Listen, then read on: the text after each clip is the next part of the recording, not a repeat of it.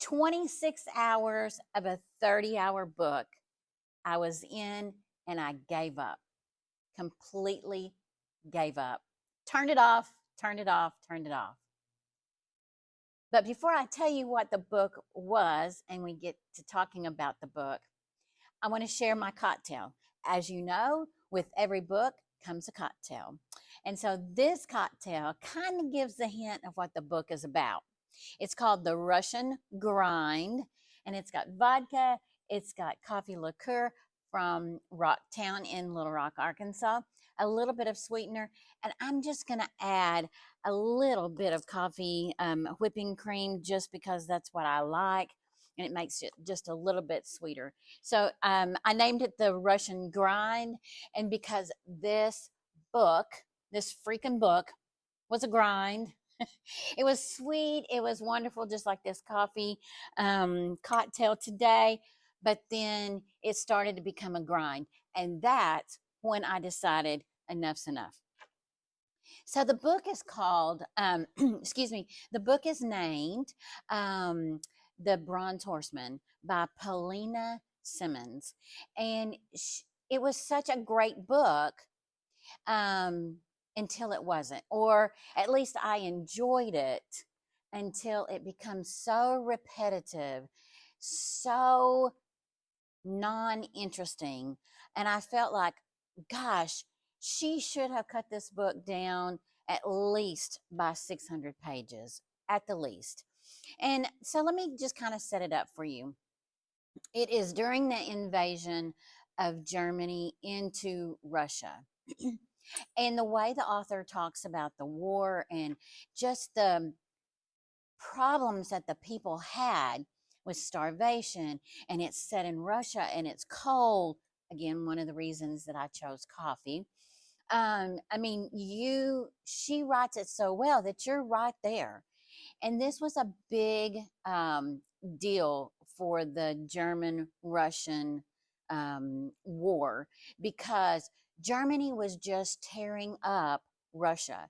And so it's set in Leningrad, and these people in Leningrad were suffering. And this family decided not to leave Leningrad, and so they're there during this invasion. The main story is about a young girl, 17 years old, and she meets this beautiful Russian soldier. And the story is it said I can't remember the word that it talked about, but it was a story between two sisters. They fall in love with the same man, and the man um, really plays the two sisters out. And you have to read the book to understand what's going on.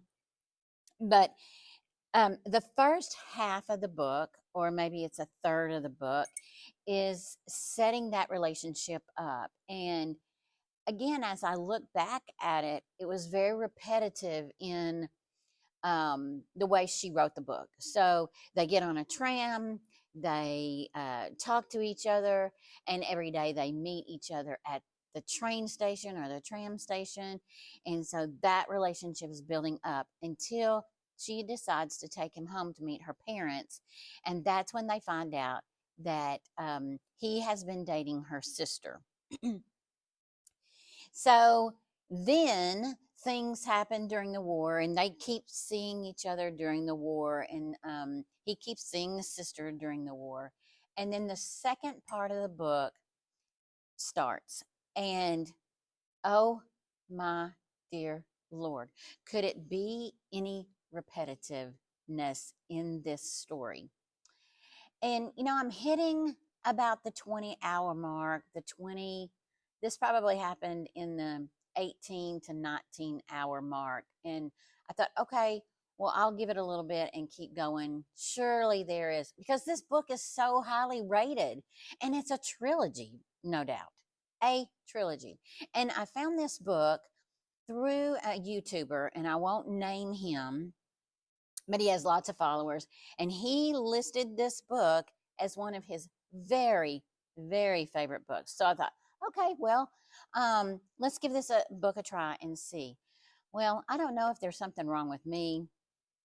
But I am telling you guys, I felt really bad about just turning it off at 26 or 24 hours or 26 hours. I don't even know now, because I thought, here I have done all this time with this book. What could I possibly be missing? But what I have learned over the years of reading books, once a book turns on you and it starts to bother you, don't waste your time. Don't waste your time. It is not worth it. Your time is very valuable, especially when you're reading these books, these epic, what's supposed to be epic books. You can't just keep on and then get to the last of the book and think, oh my God, why did I spend my whole 20, 30 hours on this book for it not to fulfill me? If it's starting to make you mad, stop reading. Don't feel guilty. Don't feel guilty about stopping it. I'm not feeling guilty about it. I've got a good cocktail to go along with it. So I'm not feeling bad about this. Not feeling bad.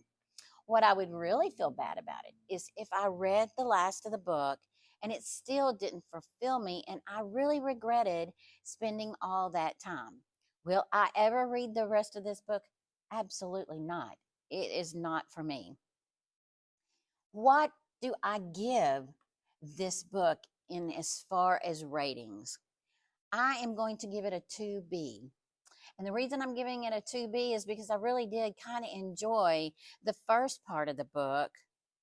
But now that I step back and look at it, I think, oh, I should have stopped it a long time ago, because it was really showing repetitiveness on it. And I just, gosh, wow. Yeah. For the people that love this book, cheers to you. I don't know. Have you read this book? When do you stop with a book? Would you have given it 26 hours, like, or 24? I can't even remember now how exactly long I was in there, but it was it was way in there for a 30-hour book for sure. So when do you stop reading a book? What is your clue to stop reading a book? I've heard a lot from you guys, whether it's your age that you stop reading in the page of your age, or something else. So let me know. Thank you for joining me today. Remember, the book is The Bronze Horseman.